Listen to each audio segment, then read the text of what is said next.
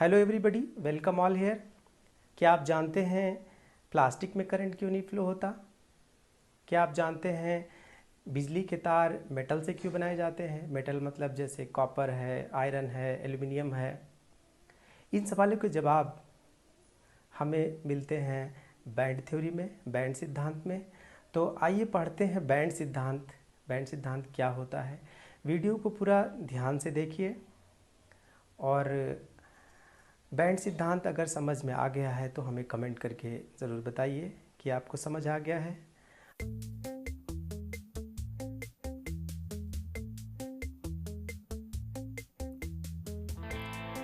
तो ये solid state chapter में जो बैंड सिद्धांत हम लोग पढ़ने जा रहे हैं, इसमें ये बैंड सिद्धांत ठोसों में विद्युत चालन की व्याख्या करता है कि ठोस पदार्थ कुछ ठोस पदार्थ विद्युत के चालक होते हैं, कुछ अर्धचालक होते हैं, कुछ कुचालक होते हैं।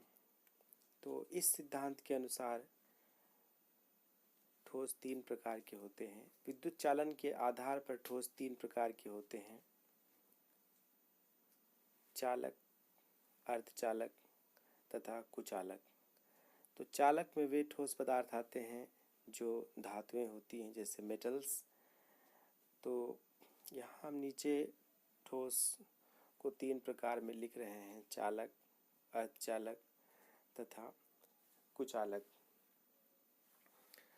तो इस बैंड सिद्धांत में ये जो सिद्धांत है, इसमें बैंड का क्या तात्पर्य है, ये बैंड सिद्धांत में पहले कुछ बातों को समझेंगे। जैसे इधर राइट साइड में टॉपिक जहाँ लिखे हैं, यहाँ पे बीएमओ तथा एबीएमओ के बारे में लिखा हुआ है।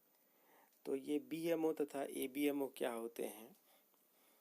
तो हम जानते हैं, सॉलिड स्टेट चैप्टर में अब तक पढ़ चुके हैं कि ठोसों के निविड़ संकुलन में क्लोज पैकिंग में अवयवी कण पास पास पैक होते हैं। तो अवयवी कण जब पास पास पैक होते हैं तो उन परमाणुओं के जो ऑर्बिटल है वो एक दूसरे से इंटरेक्ट करते हैं, एक दूसरे के संपर्क में आते हैं और उनमें अतिव्यापन होता है। अर्थात उनके जो ऑर्बिटल हैं, जिनको हम इलेक्ट्रॉन वेव कहते हैं, उनमें कंस्ट्रक्शन या डिस्ट्रक्शन होता है। अर्थात ऑर्बिटल मिल करके नए आणविक ऑर्बिटल बनाते हैं। तो किसी ठोस में जिसमें लाखों करोड़ों परमाणु पैकिंग में होते हैं, जालक में होते हैं, तो उसमें ऑर्बिटल जब एक दूसरे से इंटरेक्ट करते हैं तो उनका अस्तित्व समाप्त हो जाता है, नए आणविक ऑर्बिटल बनते हैं। और आणविक ऑर्बिटल भी एक जो है सतत रूप से एक बड़े क्षेत्र को बनाते हैं, कंटिन्यूअस क्षेत्र, जिसे हम बैंड कहते हैं। तो देखिए, लिथियम का परमाणु क्रमांक 3 होता है। इसके 1s में 2 इलेक्ट्रॉन, 2s में 1 इलेक्ट्रॉन। तो ये इसका इलेक्ट्रॉनिक विन्यास है और हमने यहाँ लिथियम की 3 परमाणुओं को बनाया है। तो अगर ये 3 परमाणु पास पास पैकिंग में हों तो इसमें समान ऊर्जा वाले ऑर्बिटल इंटरेक्ट करते हैं। जैसे 1s 1s के साथ करेगा, 2s 2s के साथ करेगा। तो 1s 1s समान ऊर्जा वाले हैं, 2s 2s समान ऊर्जा वाले हैं। तो समान ऊर्जा वाले ऑर्बिटलों में अतिव्यापन से तो 3 ऑर्बिटलों का ये जो एक कंटिन्यूअस क्षेत्र बना है, ये बॉन्डिंग मॉलिक्यूलर ऑर्बिटल है। और ये ऊपर जो है, ये जो बाहर वाला है, ये 2s का बॉन्डिंग मॉलिक्यूलर ऑर्बिटल है। बॉन्डिंग मॉलिक्यूलर ऑर्बिटल में इलेक्ट्रॉन होते हैं, इलेक्ट्रॉनों से इलेक्ट्रॉन रहते हैं उसमें। तो यहाँ पर इस चित्र में 2 बैंड दिखाई दे रहे हैं, एक 1s का, एक 2s का। दोनों ही बॉन्डिंग मॉलिक्यूलर ऑर्बिटल के हैं। तो समान ऊर्जा वाले ऑर्बिटल मिल करके ही एक ऊर्जा का क्षेत्र बनाते हैं, एक बैंड बनाते हैं। तो जैसे लिथियम मेटल है, अन्य मेटल भी हो सकते हैं। यहाँ पर देखिए, बॉन्डिंग मॉलिक्यूलर ऑर्बिटल और एंटी बॉन्डिंग मॉलिक्यूलर ऑर्बिटल क्या होते हैं, बीएमओ तथा एबीएमओ। 11th क्लास में जो आणविक कक्षक सिद्धांत है, उसके अनुसार जैसे उसकी यहाँ आवश्यकता पड़ेगी क्योंकि उसी पर ये बेस्ड है। तो जैसे दो परमाणु हैं, ये जो मैंने चित्र में बनाए हैं, इनमें 1s में एक एक इलेक्ट्रॉन है। वे जब 1s एक दूसरे के नज़दीक आते हैं, उनके ऑर्बिटल जुड़ते हैं तो BMO बनता है। और वे ऑर्बिटल अगर नहीं जुड़ते हैं, डिस्ट्रक्ट होते हैं, डिस्ट्रॉय होते हैं, जिसको हम माइनस साइन से लिख रहे हैं, उनके electron wave out of phase होती हैं, तो वो इस तरह से ABMO बनाते हैं, जिसमें दोनों नाभिकों के बीच में ये इलेक्ट्रॉन घनत्व तो कम हो जाता है। तो ABMO का क्षेत्र मैंने इसमें बनाया और BMO का। तो जब दो दो इलेक्ट्रॉन होते हैं, जैसे मान लिया 1s में 2 हैं, 1s में 2 हैं, जैसे हीलियम के केस में, तो पहले 2 इलेक्ट्रॉन BMO बनाते हैं, फिर से बचे हुए इलेक्ट्रॉन ABMO बनाते हैं। तो BMO ABMO एक साथ बनता है। जैसे इसमें 2 परमाणु BMO बीच में जो मैंने बनाया है, और किनारे किनारे ये जो ABMO है ये बनता है। तो एंटी बॉन्डिंग मॉलिक्यूलर ऑर्बिटल में इलेक्ट्रॉन नहीं होते हैं। यहाँ पर देखिए, इन दोनों को फिर से बना रहे हैं, 1s2 1s2। तो अगर 1s में 2 इलेक्ट्रॉन हैं तो इनसे 2 नए मॉलिक्यूलर ऑर्बिटल बनते हैं, और एक BMO जो कम ऊर्जा वाला है नीचे की तरफ, और ABMO जो ज़्यादा ऊर्जा वाला है ऊपर की तरफ। तो 2 इलेक्ट्रॉन नीचे रहेंगे, 2 ऊपर रहेंगे, ऊपर वाला एंटी बॉन्डिंग है। तो ये जो है, लेकिन अगर 1s में एक एक इलेक्ट्रॉन है तो ऊपर वाला एंटी बॉन्डिंग खाली रहेगा। ये हम लोग 8वीं कक्षा के सिद्धांत में मॉलिक्यूलर ऑर्बिटल थ्योरी में 11th क्लास में पढ़ चुके हैं। तो बॉन्डिंग मॉलिक्यूलर ऑर्बिटल में, जैसे ये चित्र है O2 का ऊर्जा स्तर आरेख है। इसमें दोनों तरफ जो वर्टिकल लाइन है उन पे ऑक्सीजन के एटॉमिक ऑर्बिटल हैं 1s 2s 2p4, क्योंकि 8 इलेक्ट्रॉन इसमें हैं, इसलिए यहाँ पर दोनों तरफ 8 इलेक्ट्रॉन लिखे हैं। और एनर्जी बढ़ती है ऊपर की तरफ, यानी 2p4 की तरफ एनर्जी बढ़ती जाती है। तो 1s सबसे कम ऊर्जा वाला है। तो जब दो ऑक्सीजन पास आते हैं तभी अणु बनता है, और जब पास आते हैं तो ये चित्र इसी को डिपिक्ट कर रहा है, इसी को प्रदर्शित कर रहा है कि 2 परमाणु पास आते हैं तो उनके ऑर्बिटल किस प्रकार से इंटरेक्ट करते हैं एक दूसरे से। तो इसके लिए दोनों ऑक्सीजन परमाणुओं को हम पास पास बना रहे हैं, और फिर उनके समान ऊर्जा वाले ऑर्बिटल कैसे, यानी 1s से 2s से 2py से 2px से, इस प्रकार से BMO तथा ABMO बनाते हैं। तो इसको परमाणु जब पास आते हैं तभी ऑर्बिटलों का अतिव्यापन, इंटरेक्शन या इलेक्ट्रॉन वेव का कंस्ट्रक्शन, डिस्ट्रक्शन जो भी को होता है, तो इन दोनों को हम चित्र में पास बना रहे हैं। तो 1s के साथ, 2s के साथ, और इस तरह से सारे ऑर्बिटल लगभग जो समान ऊर्जा वाले हैं वो एक दूसरे से मिल कर के BMO तथा ABMO बनाते हैं। तो ये जो ऊर्जा स्तर आरेख है, इसमें ये बता रहे हैं कि 2 परमाणु जब एक दूसरे के निकट स्थित होते हैं तो परमाणु ऑर्बिटलों का अस्तित्व समाप्त हो जाता है, और बॉन्डिंग तथा एंटी बॉन्डिंग का अस्तित्व में आ जाते हैं। तो BMO ABMO BMO ABMO ये इसमें बनते हैं। तो ऑक्सीजन में तो 8 इलेक्ट्रॉन होते हैं, लेकिन चूँकि हम यहाँ सॉलिड्स को पढ़ रहे हैं, और जैसे सोडियम है उसमें 11 इलेक्ट्रॉन होते हैं। तो 1s 2s 2p इसमें 11 इलेक्ट्रॉन भरते हैं। तो इसमें हम देखते हैं कि सोडियम में 3 कोष होते हैं KLM, और इसमें हम सोडियम के हिसाब से फिर इलेक्ट्रॉन फिल करेंगे 11। तो 2 KLM 3 कोष हैं, और इसमें अंतिम कोष जो M है वो संयोजकता कोष है, संयोजी कोष है, ये बाहरी कोष है। और इसको हम लिख देते हैं संयोजी कोष। उसमें एक इलेक्ट्रॉन है और ऑर्बिटल 3s है, उसमें अंदर वाले दोनों पूर्ण भरे हुए हैं। तो इसमें Kl पूर्ण भरे हैं और PMO इसमें, तो ये जब इसमें ऊपर भी लिख देते हैं, ये अब ऑक्सीजन की जगह सोडियम है, उधर 3p नहीं बल्कि 3s होगा राइट साइड में ऊपर।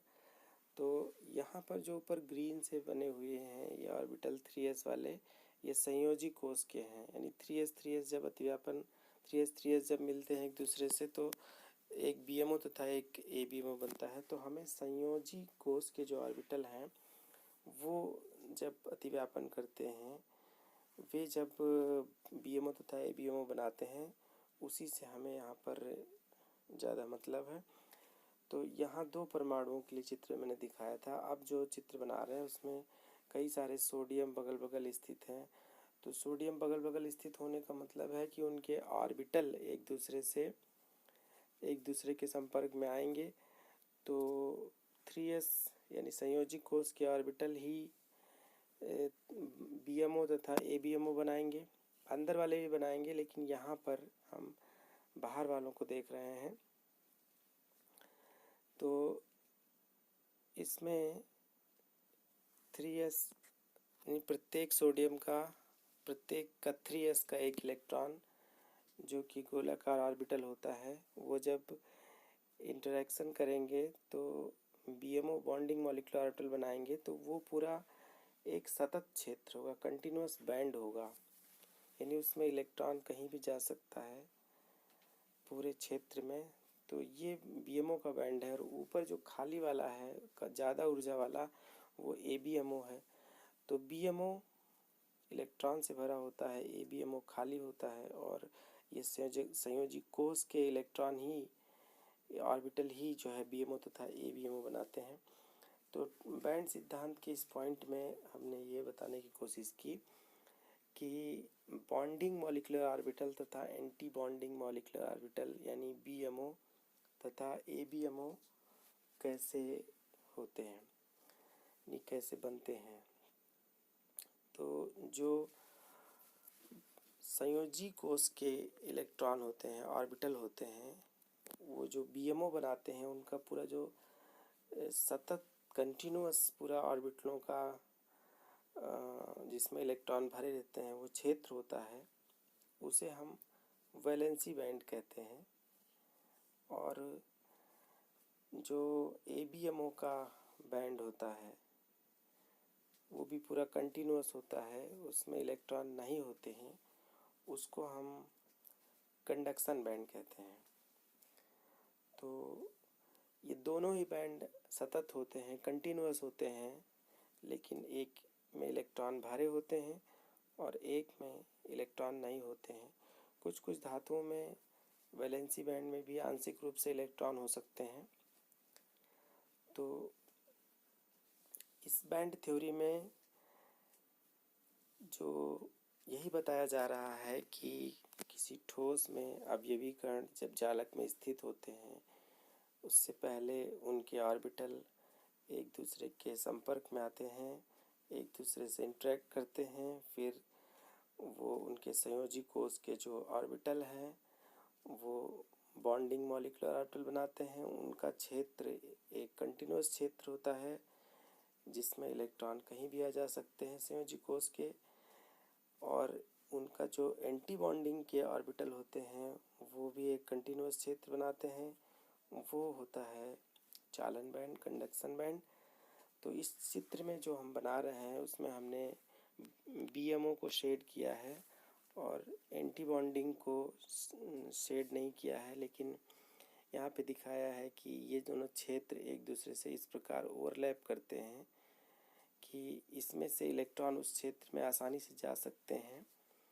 तो जिन ठोसों में इस प्रकार से होता है कि संयोजी बैंड तथा चालन बैंड एक दूसरे के ओवरलैपिंग में होते हैं, तो उनमें इलेक्ट्रॉन वैलेंस बैंड से चालन बैंड में आसानी से जा सकते हैं। तो वे धातुएं होती हैं, वे मेटल होते हैं। तो ऐसे ठोस सुचालक होते हैं, और सभी मेटल्स में ऐसा होता है। और ये उनके वैलेंसी बैंड और चालन बैंड के ओवरलैप करने के कारण होता है।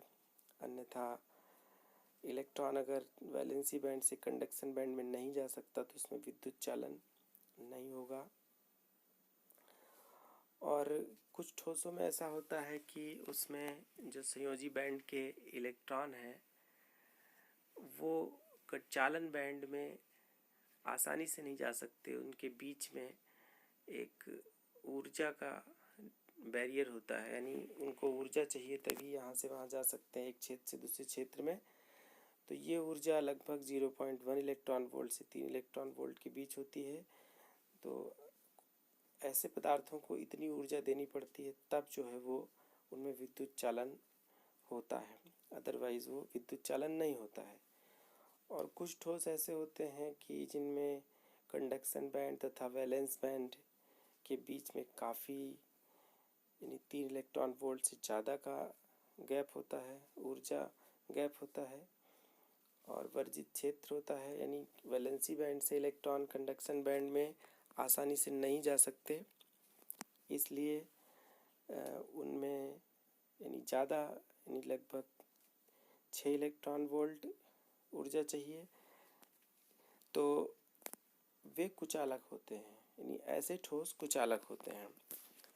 तो ये इन 3 चित्रों में ये स्पष्ट हो रहा है कि चालक, अर्धचालक और कुचालक की आंतरिक संरचना किस प्रकार से होती है, किस प्रकार उनमें ऊर्जा के सतत बैंड होते हैं आंतरिक संरचना में, जिसमें इलेक्ट्रॉन एक क्षेत्र से दूसरे क्षेत्र में जाते हैं, जिसके कारण विद्युत चालन होता है।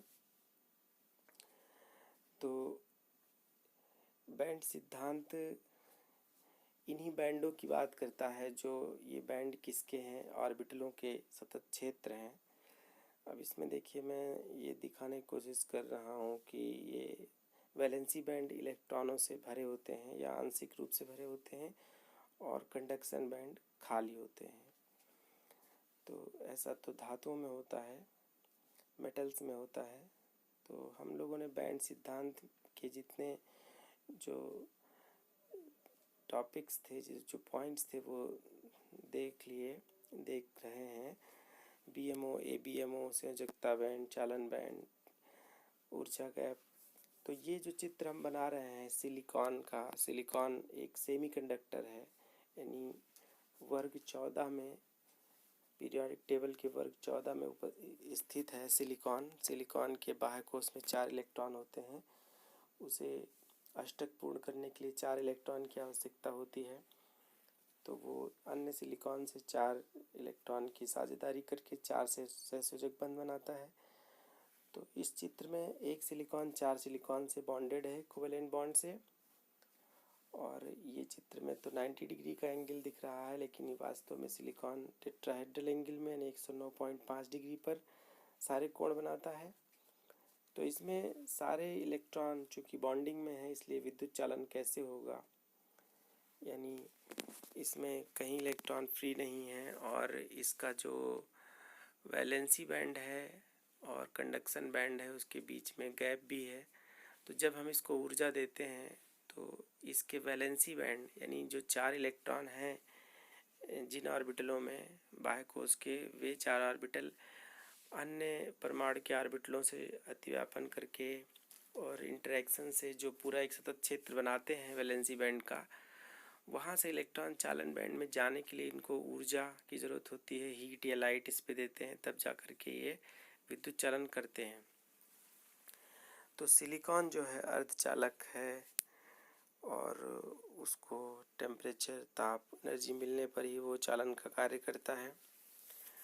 तो ये 3 जो बातें हैं, 3 जो इसके प्रकार हैं ठोस के, चालक, अर्धचालक तथा कुचालक, यानी मेटल्स, सेमीकंडक्टर्स तथा इंसुलेटर्स, तो उनके तीनों के चित्र बहुत स्पष्ट हो गए हैं। वही बातें हम यहाँ पॉइंट में लिख रहे हैं कि कुछ ठोसों में, जैसे सिलिकॉन, जर्मेनियम आदि में वैलेंसी बैंड Vb तथा Cb में ऊर्जा का अंतर 0.1 से 3 इलेक्ट्रॉन वोल्ट के बीच होने के कारण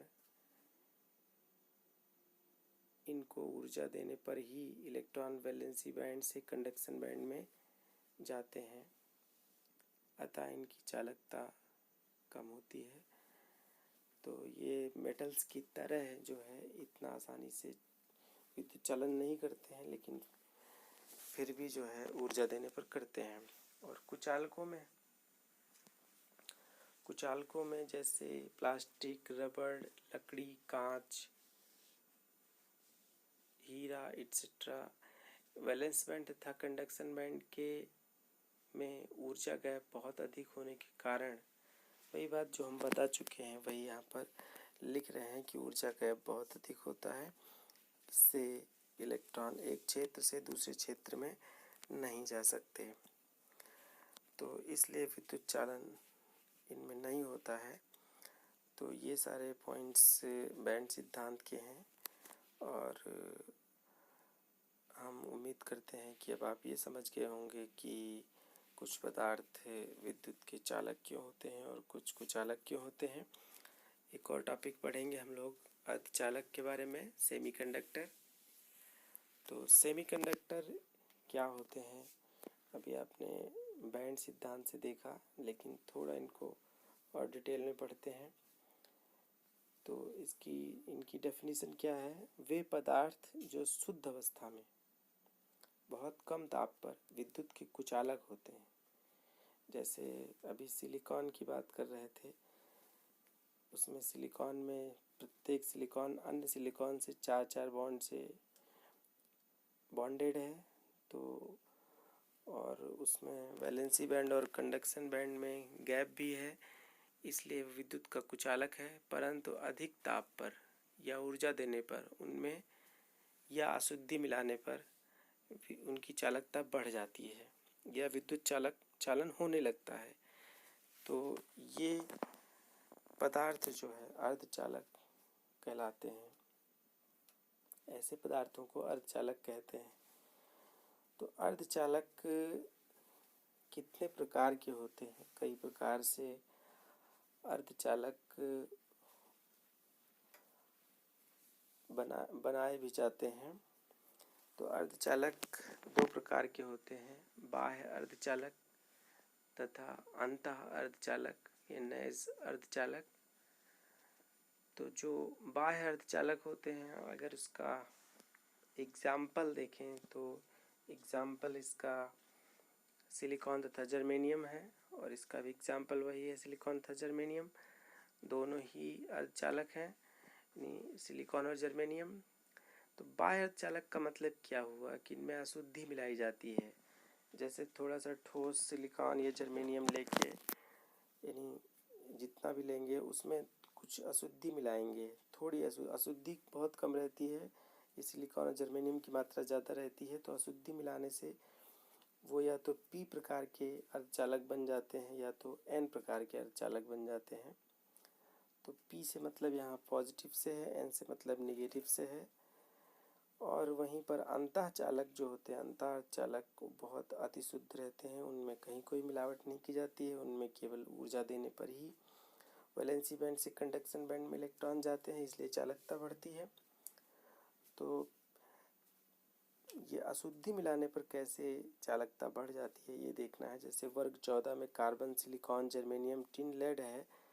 तो सिलिकॉन और जर्मेनियम इसी वर्ग के तत्व हैं, और सिलिकॉन और जर्मेनियम में अगर जर्मेनियम की बात करें हम, तो जर्मेनियम और सिलिकॉन ये दोनों ही इलेक्ट्रॉनिक्स में जो ट्रांजिस्टर बनाए जाते हैं, डायोड बनाए जाते हैं और इंटीग्रेटेड सर्किट आईसीज में इनका उपयोग होता है। तो जर्मेनियम चूँकि वर्ग 14 का है, इनकी संयोजकता 4 है, इनके बाह्य कोश में 4 इलेक्ट्रॉन होते हैं वर्ग 14 वाले तत्वों के। तो ये सब 4 बॉन्ड बनाते हैं। जर्मेनियम देखिए अन्य 4 जर्मेनियम से जुड़ा हुआ है, तो इनके बाह्य कोश में 4 इलेक्ट्रॉन हैं। अब अगर वर्ग 14 में यानी अगर जर्मेनियम में, पिघले हुए जर्मेनियम में थोड़ा सा एल्युमिनियम मिला दिया जाए तो जब उसको भी ठंडा करते हैं तो ठंडा होने पर जब परमाणु जालक में आते हैं तो जालक में आने पर कुछ अशुद्धि के परमाणु जर्मेनियम के परमाणु को रिप्लेस कर देते हैं, हटा देते हैं। तो जर्मेनियम की जगह एल्युमिनियम आ गया। तो एल्युमिनियम में चूँकि बाहरी कोश में 3 इलेक्ट्रॉन होते हैं, इसलिए 1 इलेक्ट्रॉन की कमी पड़ जाती है बॉन्ड बनाने के लिए। तो जर्मेनियम और एल्युमिनियम का एक तरफ से बॉन्ड नहीं है, वहाँ पर 1 इलेक्ट्रॉन की कमी है। तो ये कमी ही जो है छिद्र है। तो छिद्र का मतलब यहाँ पर 1 इलेक्ट्रॉन की कमी है जिससे बॉन्ड नहीं बन रहा है। तो वो कमी पूरी करने के लिए निकट के किसी जर्मेनियम से इलेक्ट्रॉन जैसे ही इसमें आता है वो कमी पूरी हो जाती है, लेकिन वहाँ पर छिद्र बन जाता है। तो इस प्रकार वो छिद्र एक जगह से दूसरी जगह ट्रैवल करता है और इस छिद्र के ट्रैवल करने के कारण ये चालन इसमें होता है, विद्युत चालन होता है। तो ये पी प्रकार का चालक बना है क्योंकि इलेक्ट्रॉन की इसमें कमी होती है नेगेटिव चार्ज की, तो उसको पॉजिटिव से रिलेट किया गया है। तो पी टाइप का चालक बनाने के लिए वर्ग 14 के तत्व यानी सिलिकॉन तथा जर्मेनियम में वर्ग 13 का कोई तत्व मिलाते हैं यानी डोपिंग करते हैं, तो पी टाइप का चालक बनता है। जबकि अगर इसमें वर्ग 5 से डोपिंग करें, जैसे आर्सेनिक की डोपिंग हम यहाँ ग्रीन से लिख रहे हैं, आर्सेनिक की डोपिंग कर दिया इसमें, तो आर्सेनिक के बाह्य कोश में 5 इलेक्ट्रॉन है क्योंकि वर्ग 15 में 5-5 इलेक्ट्रॉन होते हैं बाह्य कोश में। तो इस तरह से एक एक्स्ट्रा इलेक्ट्रॉन इसमें आ गया। जर्मेनियम की जगह AS जहाँ लिखा है वहाँ पर एक एक्स्ट्रा इलेक्ट्रॉन है। 4-4 बॉन्ड तो बने ही हैं, ये एक एक्स्ट्रा इलेक्ट्रॉन ही जो है इसमें विद्युत चालन के लिए जिम्मेदार होता है। तो ये अशुद्धि मिलाने से चाहे उसमें एक्स्ट्रा इलेक्ट्रॉन आ जाता है तो यह छिद्र बन जाता है, तो वो जो सिलिकॉन या जर्मेनियम है उसकी चालकता बढ़ जाती है। तो इस प्रकार से पी टाइप तथा एन टाइप अर्धचालक बनाए जाते हैं कि वर्ग 14 का के तत्वों में से जैसे सिलिकॉन था जर्मेनियम की ठोस अवस्था में ले करके उसको मेल्ट करके उसमें थोड़ी अशुद्धि मिला करके फिर से उसको क्रिस्टलाइज करते हैं।